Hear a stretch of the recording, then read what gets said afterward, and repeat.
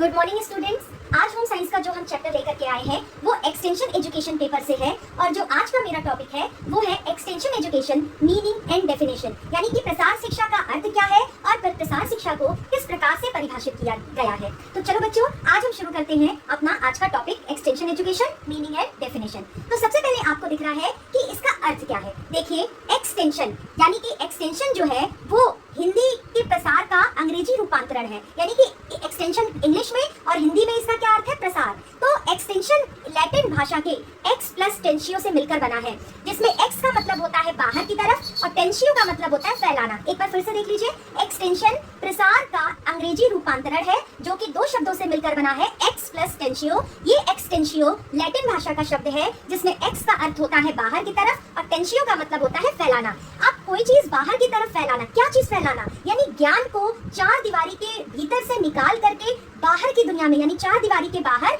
ले जाना, प्रसारित करना। तो आप जैसे कि आप देखते हो कि आप स्कूली शिक्षा लेते हो तो वहाँ पर एक निश्चित समय अवधि है जिसमें आप 10 से 5 स्कूल में रहते हो, कॉलेज में रहते हो। एक निश्चित पाठ्यक्रम पढ़ना पड़ता है, एक निश्चित टाइम टेबल है आपका और एक निश्चित टीचर आपको विषय पढ़ाती है। लेकिन जो प्रसार शिक्षा है वो इस औपचारिक शिक्षा से अलग हट करके, यानी कि उसके लिए किसी भी प्रकार के ना तो पाठ्यक्रम की जरूरत है, ना ही किसी चार दीवार यानी कमरे की आवश्यकता है, ना तो निश्चित टाइम टेबल की आवश्यकता है, बल्कि ये लोगों की आवश्यकता के अनुसार उन्हें किस प्रकार की जानकारी की आवश्यकता है उसके आधार पर यह शिक्षा लोगों को दी जाती है। यानी कि कमरे के भीतर से बाहर निकाल करके जो ज्ञान समाज में फैलाया जाता है वही एक्सटेंशन एजुकेशन कहलाता है। इस अर्थ को हम इस प्रकार से देख सकते हैं कि प्रसार शिक्षा वह शिक्षा है जो विद्यालय अथवा कोई भी सुव्यवस्थित संस्थान के सीमाओं से बाहर युवाओं तथा प्रौढ़ों को दी जाती है। अब इसमें यह भी आवश्यकता नहीं है कि फला उम्र के बच्चे ही इसमें पाठ्यक्रम में भाग ले सकते हैं या निश्चित इसमें समय अवधि है। ये क्या है, किसी भी संस्थान से या विद्यालय से निकल करके, यानी कोई सुव्यवस्थित संस्थान, कॉलेज, विद्यालय, इंस्टीट्यूट कुछ भी हो, उससे निकल करके, उसकी सीमा से बाहर निकल करके युवाओं और प्रौढ़, जो भी हमारे प्रौढ़ लोग हैं, उनकी आवश्यकता के अनुसार ये शिक्षा दी जाती है। जैसे मान लो एक गांव की गृहिणी को बताना है कि कुकर में खाना बनने से पौष्टिक तत्व कम नष्ट होते हैं, तो चूंकि उस कुकर में बने खाने की उपयोगिता बताने के लिए हमको उन गृहिणियों के पास जाना होगा और यह बताना होगा कि कुकर में बने भोजन में पौष्टिक तत्व नष्ट नहीं होते हैं, क्या उपयोगिता है, गैस की बचत होती है, समय की बचत होती है। तो इस प्रकार की शिक्षा के लिए महिलाएं चार दीवारी के भीतर आकर के ज्ञान नहीं ले रही हैं, बल्कि हमको जाकर के उनको इस ज्ञान को फैलाना है, इस ज्ञान को प्रसारित करना है। तो इस तरह आपने देखा कि एक्सटेंशन जो है वो चार दीवारी के बाहर निकलकर प्रसारित की जाने वाली शिक्षा है, जिसके लिए किसी निश्चित पाठ्यक्रम, निश्चित कमरे, निश्चित अध्यापक या निश्चित टाइम टेबल की हमें जरूरत नहीं पड़ती है। अब बच्चों, आपके दिमाग में आ रहा होगा कि तब इस प्रसार शिक्षा की आवश्यकता हमें पड़ी क्यों।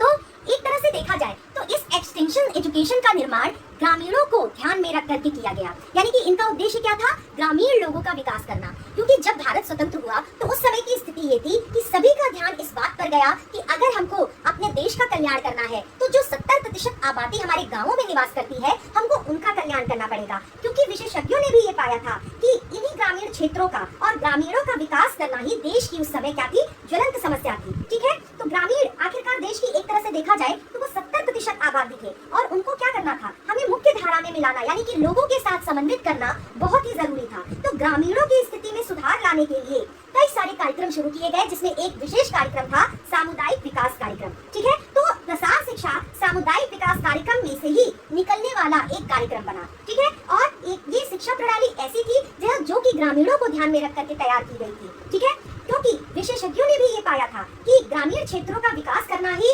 देश की ज्वलंत समस्या थी और उन्होंने पाया कि अगर ग्रामीण क्षेत्रों का विकास करना है तो क्या करना होगा कि जो ग्रामीण पारंपरिक तरीके से जो प्रणाली उपयोग में ला रहे थे काम करने में, उनमें सुधार लाना होगा और उनकी आर्थिक स्थिति में सुधार लाना होगा।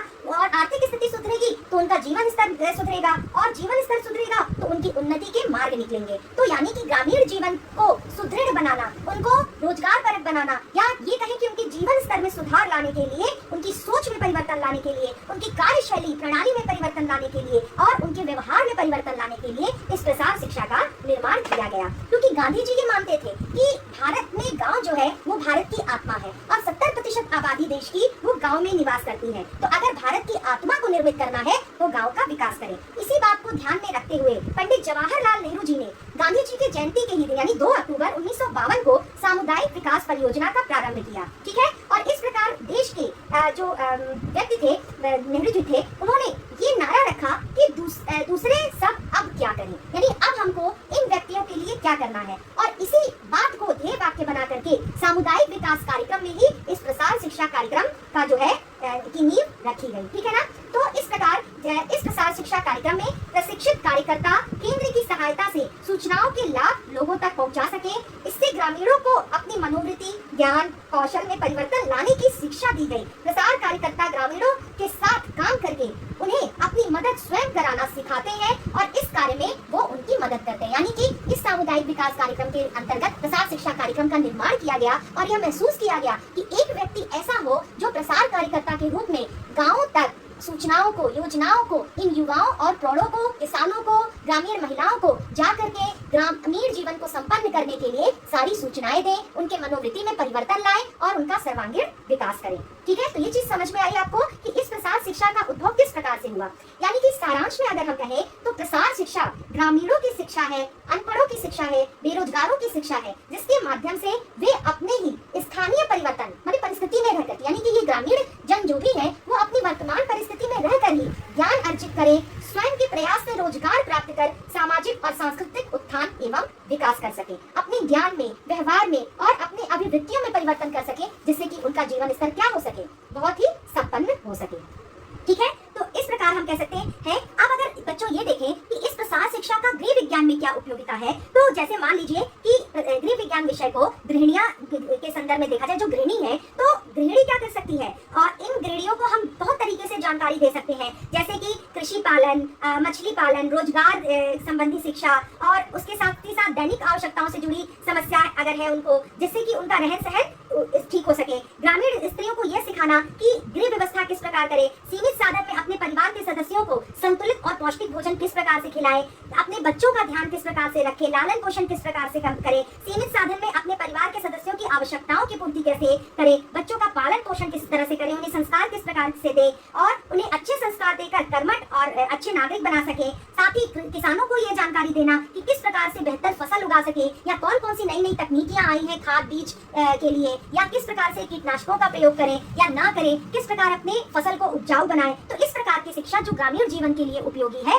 इन प्रसार शिक्षा के उद्देश्य में निर्धारित किया गया। अब हम लोग आते हैं इसकी परिभाषा की तरफ। तो आपको ज्यादातर चीजें स्पष्ट हो गई होंगी इसके अर्थ से ही। तो हम देख लेते हैं एक परिभाषा को जिसको ओपी धामा ने इसको दिया था कि प्रसार शिक्षा को एक शैक्षणिक विधि के रूप में परिभाषित किया जा सकता है, जिसके अंतर्गत ग्रामीण लोगों को उनकी उन्हीं विशिष्ट स्थानीय परिस्थितियों में ही उन्नत पद्धति के बारे में जानकारी दी जाती है तथा ठीक प्रकार से समझा बुझाकर निर्णय लेने में उनकी मदद की जाती है। यानी ओपी धामा ने ये बताया कि प्रसार शिक्षा भी शिक्षा का एक रूप है जिसके अंतर्गत क्या उद्देश्य है, ग्रामीण लोगों का विकास करना और ग्रामीण लोगों को किसी निश्चित क्लास या विद्यालय में ना बुलाना और कोई अलग से पाठ्यक्रम ना समझाना। अब ऐसा ना हो कि ग्रामीण महिलाओं को हम जा करके पावर पॉइंट प्रेजेंटेशन के बारे में बताएं, तो ये चीज उनके लिए उपयोगी नहीं होगी। उनके लिए उपयोगी क्या है, उनके गांव से जुड़ी, उनके परिवार से जुड़ी आवश्यकताओं कि कैसे वो रोजगार शुरू करें, अगर वो रोजगार शुरू करना चाहती हो तो उनको फंड किस तरह से मिले और किस तरह से वो लघु और कुटीर उद्योगों से जुड़ सकती हैं, या एक किसान अपनी खेत में किस प्रकार से उन्नत बीजों का प्रयोग करे, ट्रैक्टर का उपयोग किस प्रकार से करे। और तो इस प्रकार किसानों को उनकी विशिष्ट स्थानीय परिस्थिति में, यानी जिस परिस्थिति में वो रह रहे हैं उसी को ध्यान रखते हुए उन्नत पद्धति के बारे में, मतलब कि जो उनके लिए आसानी से उपलब्ध हो सके उसके बारे में जानकारी देना और उनको समझा बुझा करके 100 निर्णय में से एक निर्णय लेने के लिए प्रेरित करना जो उनके लिए उचित हो। तो इस प्रकार अगर हम सारांश के रूप में देखें तो प्रसार शिक्षा वह शिक्षा है जो लैटिन भाषा के एक्सटेंशियो से मिलकर बना है, जिसका अर्थ है बाहर फैलाना, यानी कि ज्ञान को चार दीवारी के बाहर प्रसारित करना। यह सुव्यवस्थित संस्थान की सीमाओं से बाहर निकलकर युवाओं और प्रौढ़ों को दी जाती है। यानी इसमें कोई उम्र की बाउंडेशन नहीं है, किसी स्कूल की बाउंडेशन नहीं है, कोई क्लासरूम शेड्यूल की बाउंडेशन नहीं है। यानी कि ये कभी भी किसी भी परिस्थिति में दी जाने वाली, निरंतर दी जाने वाली और लचीली शिक्षा है। और इसको परिभाषित करने के लिए देखा जाए तो प्रसार शिक्षा शैक्षणिक विधि के रूप में ही परिभाषित की जा सकती है, जिसके अंतर्गत हमें ग्रामीण लोगों का उत्थान करना है, उनको उन्हीं की परिस्थिति में रहकर उन्नत पद्धति के बारे में जानकारी देना है और इतना सबल बनाना है कि वह स्वयं निर्णय ले सके और उस निर्णय पर विश्वास कर सके। तो आशा है आपको प्रसार शिक्षा का अर्थ और प्रसार शिक्षा की परिभाषा समझ में आई होगी। अगले वीडियो में हम आपको प्रसार शिक्षा के उद्देश्य और उसकी प्रकृति से परिचित कराएंगे।